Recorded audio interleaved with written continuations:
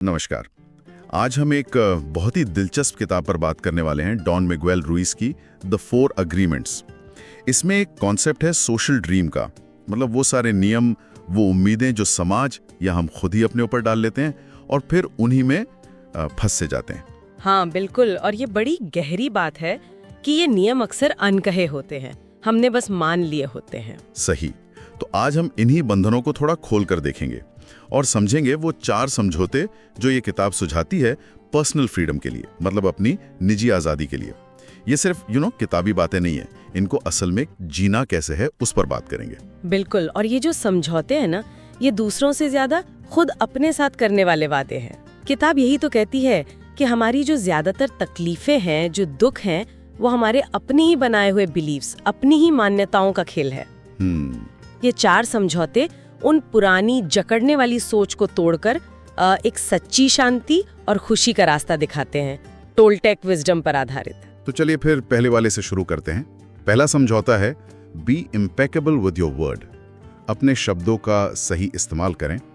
किताब कहती है कि शब्द वो सिर्फ शब्द नहीं है, उनमें पावर है, एक तरह का जादू। हाँ, क्रिएट करने की पावर। एग्जैक्टली।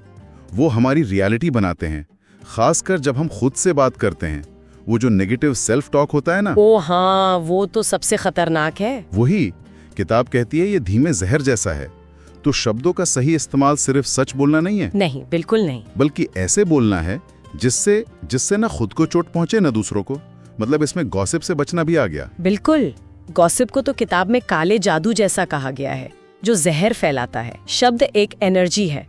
जब हम अपने शब्दों के प्रति सच्चे होते हैं, सही इस्तेमाल करते हैं, तो हम अपनी पर्सनल पावर को सही दिशा देते हैं। और इसी से जुड़ा है दूसरा समझौता, डोंट टेक एनीथिंग पर्सनली, किसी भी बात को व्यक्तिगत रूप से ना लें। हाँ, ये वाला तो कमाल का है ना? मतलब किताब कहती है कि लोग जो भी कहते हैं या करते हैं, वो उनकी अपनी दुनिया का, उनके अपने एग्रीमेंट्स का, उनके अपने सपनों का रिफ्लेक्शन है, उनका अपना नजरिया। हाँ, उसका हमसे कोई लेना देना नहीं है, चाहे वो हमारी तारीफ कर रहे हो या बुराई। एग्जैक्टली, वो जो भी कह रहे हैं वो उनके अपने अंदर की कहानी है, हमारे बारे में नहीं। ये सोचने में ही कितनी आजादी महसूस होती है ना? मतलब एक तरह की इमोशनल शील्ड बन जाती है, दूसरों के फेंके हुए जहर से हम बच जाते हैं। पर यहाँ एक सवाल आता है मन में, पूछिए, कि इसको अमल में लाना, मतलब प्रैक्टिस में लाना कितना मुश्किल हो सकता है, खासकर जब कोई सीधी आलोचना करे, तीखी बात कहे। मुश्किल तो है, बिल्कुल है। किताब भी मानती है ये आसान नहीं है, ये प्रैक्टिस से आएगा। ये हर पल एक अवेयरनेस रखने की बात है। अच्छा। कि सामने वाला जो कह रहा है वो उसकी अपनी कंडीशनिंग, उसके अपने घावों की वजह से कह रहा है। ये उसकी कहानी है, मेरी नहीं। और ये सीधा हमें तीसरे समझौते पर ले आता है, डोंट मेक अजम्पशंस, अनुमान न लगाएं। हाँ, ये भी हम बहुत करते हैं, बहुत ज्यादा। किताब कहती है कि हम अक्सर दूसरों की इंटेंशंस, उनकी फीलिंग्स, उनकी बातों का मतलब खुद ही निकाल लेते हैं, बिना पूछे, बिना पूरी बात जाने, और बस वहीं से गड़बड़ शुरू हो जाती है। हाँ, मिसअंडरस्टैंडिंग, झगड़े, सब इसी की जड़ें हैं। हम शायद डरते हैं क्लैरिटी मांगने से, सवाल पूछने से। बिल्कुल, डरते हैं कि सच पता नहीं क्या निकलेगा, या हम बेवकूफ लगेंगे सवाल पूछकर। हाँ। और उस खालीपन को हम अपने ही ख्यालों से, अपने ही अनुमानों से भर देते हैं, जबकि समाधान कितना सिंपल है। क्या? हिम्मत करके पूछ लो, अपनी बात साफ साफ कह दो, कम्युनिकेट करो। सही बात है, अनुमान नहीं, संवाद। ये रिश्तों को कितना सुधार सकता है। बिल्कुल, डर और शक को मिटाता है ये। और फिर आता है चौथा और आखिरी समझौता, ऑलवेज डू योर बेस्ट, हमेशा अपना सर्वश्रेष्ठ करें। अपना बेस्ट दो। हाँ, अपना बेस्ट दो। और यहाँ किताब एक बहुत पते की बात कहती है। क्या? कि हमारा बेस्ट जो है वो फिक्स्ड नहीं है, वो हर दिन हर पल बदलता है। अच्छा, ये इंटरेस्टिंग है। हाँ, मतलब जब हम बीमार हैं या थके हुए हैं, तो उस दिन का हमारा बेस्ट उस दिन से बहुत अलग होगा जब हम एकदम फ्रेश और एनर्जेटिक महसूस कर रहे हो। तो बात परफेक्शन की नहीं है। बिल्कुल नहीं, बात है उस मोमेंट में, उन हालातों में अपनी तरफ से पूरी कोशिश करने की, जितनी क्षमता है उतना करने की। और अगर हम ये समझ ले तो हम खुद के प्रति शायद ज्यादा काइंड हो सकते हैं। हाँ, सेल्फ जजमेंट कम हो जाता है। वो गिल्ट नहीं रहता कि अरे मैं और अच्छा कर सकता था, क्योंकि अगर उस पल में अपना बेस्ट दिया तो फिर रिग्रेट किस बात का। एग्जैक्टली, कोई पछतावा नहीं।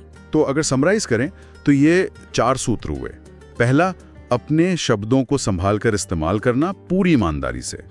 दूसरा, किसी की बात को पर्सनली दिल पे नहीं लेना। बिल्कुल तीसरा, अनुमान लगाने के बजाय सवाल पूछना, क्लियरली कम्युनिकेट करना। सही। और चौथा, हर सिचुएशन में बस अपना बेस्ट देना, जितना उस वक्त संभव हो। हाँ, और ये जानना ही काफी नहीं है। किताब यही कहती है कि ये रोज की प्रैक्टिस है। Daily practice. हाँ, ये कोई एक बार का कोर्स नहीं है।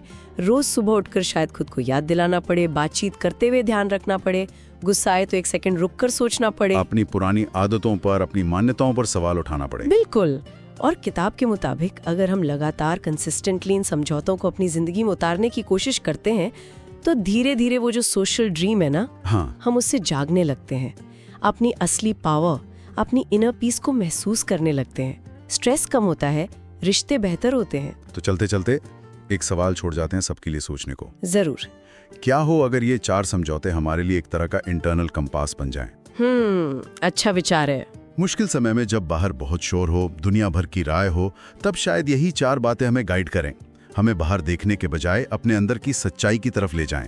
हाँ, क्योंकि जैसा किताब कहती है, असली आजादी शायद बाहर की चीजों को बदलने से उतनी नहीं मिलती जितनी अपने अंदर के इन समझौतों को बदलने से मिलती है। बिल्कुल, शुरुआत यहीं से होती है। अगर आप अब तक हमारे साथ जुड़े हुए हैं तो जाहिर है ये बातें आपके लिए मायने रखती हैं। तो इस वीडियो को लाइक जरूर करिए, और अगर आप चाहते हैं कि हर हफ्ते ऐसी ही लाइफ चेंजिंग बातें, गहरी चर्चाएं आप तक पहुंचती रहें, तो सब्सक्राइब करना मत भूलिएगा।